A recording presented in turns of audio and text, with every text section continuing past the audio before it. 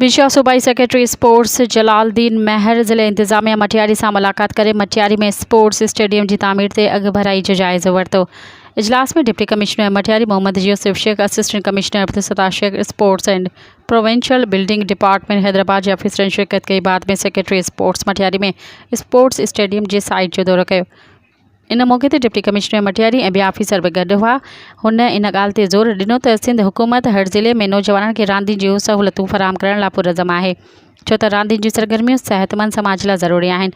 हिन रांदियुनि वारे खाते जे ऑफिसरनि खे हिदायत कई त हू लाॻापियल इदारनि जी सहकार सां तरक़ियाती स्कीमनि खे मुकमल करण लाइ कोशिशूं तेज़ कनि।